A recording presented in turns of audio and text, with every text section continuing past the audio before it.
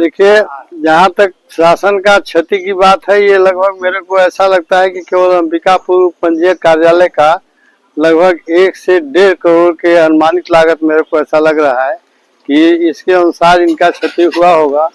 और जहाँ तक सवाल, शासन का कोई भी व्यक्ति भी हम लोगों के साथ ला करके पहल नहीं किया है कि भाई आप लोग अपना आंदोलन स्थगित कीजिए या आप लोगों के ऊपर ऐसा कोई विचार किया जाए।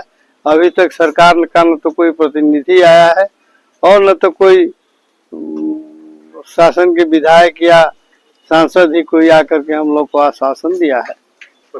देखिए, प्रमुख मुद्दा ये है कि ये जो सुगम ऐप इन्होंने लागू किया है, ये सुगम ऐप जो है ये आम जनता के लिए बहुत बड़ा कठिनाइयों का सामना है।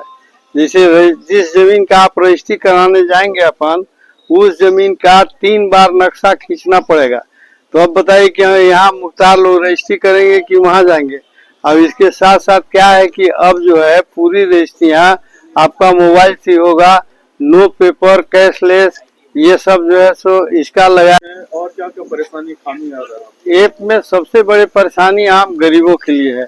अब देखिए ना, तो सब गरीब के पास मोबाइल है और न तो सब गरीब के पास, ये मान लिए कि बैंक का खाता तो है लेकिन अब ये मोबाइल चलाना जानते नहीं है। ये बिचौलिया इसमें बहुत बड़ा अपना इसमें हाथ फेंकेंगे। मैं आपको दावे के साथ बोल रहा हूँ कि अगर ये सुगम ऐप लागू रहा तो जिस तरह से यूपी में अतीक अपना पूरा जमीन क्या नाम है कि हड़प रहा, उसी तरह से सरगुजा के सारे जमीन हड़प लेंगे दलाल है। हाँ, अब मान लीजिए कि अब हम पढ़े लिखे हैं नहीं, अब वो जमीन बेचने आए 5 डिसमिल, पता चला कि ये सब मोबाइल दबाए और 50 डिसमिल कर लिए, 5 एकड़ कर लिए। तो जब ये, जबकि इस जो अभी चल रहा है वर्तमान में पंजीयन, ऐसे में तो जब जमीन का दलाल अपना हाथ साफ कर लेते हैं तो इससे तो इनके लिए वो बहुत बड़ा आसान हो जाएगा, बहुत बड़ा आसान होगा। का जो है सो केवल जो 1918 का कब का जो है कि बना हुआ लिखाई है, वही लिखाई पारस्मिक हम लोगों को मिल रहा है। न तो उससे आगे मिल रहा है, न तो उससे 1 रुपया बढ़ रहा है, न तो घट रहा है। बताइए, एक दस्तावेज का लिखने का अधिक से अधिक हमारा 75 रुपया लेना है। अब इस 75 रुपया में अगर हम जमीन का जा करके वहाँ नक्शा खींचेंगे तो तेल का भी तो पैसा नहीं निकलेगा। ये सब शासन को विचार करना चाहिए।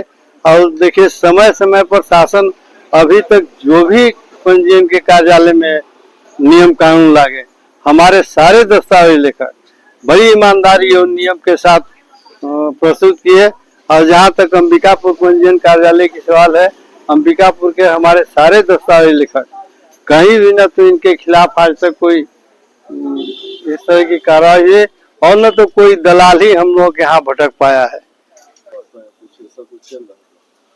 ये प्रदेश स्तर पे किसी भी पंजीयन कार्यालय में दस्तावेज का पंजीयन नहीं हो रहा है, ऐसी पूरी सूचना मिल रही है। पक्षकार बुजुर्ग जिनको जरूरत है रजिस्ट्री कराने के लिए, वो बिल्कुल परेशान हुए हैं। शासन आंख बंद करके बैठा हुआ है। जो पंजीयन शुल्क है पहले 0.8% लगता था, उसको शासन 4% कर दिया।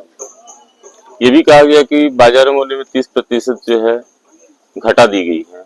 अभी अप्रैल से फिर से 30% जो घटाया गया था उसको फिर बढ़ा दिया गया। आज रजिस्ट्री जो होती है जमीन की, आज हम लिए हैं कल फिर हम बेचेंगे, बार बार उसकी खरीद बिक्री होती है।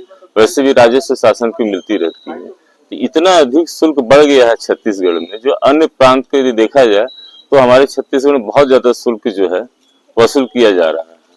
जहां तक दस्तावेज लेखकों की बात है, दस्तावेज लेखक स्टाम्प वेंडर आज संशय की स्थिति में बैठे हैं कि हम लोग का आगे भूमिका क्या रहेगी पंजीयन में।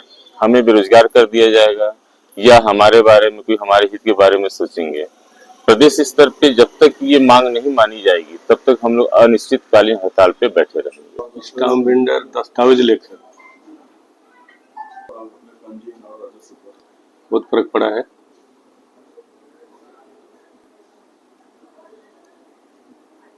दस्तावेज 25-30 का एवरेज जा रहा था अभी, और अब 1-2 रजिस्ट्री हुआ है अभी 2 दिन में।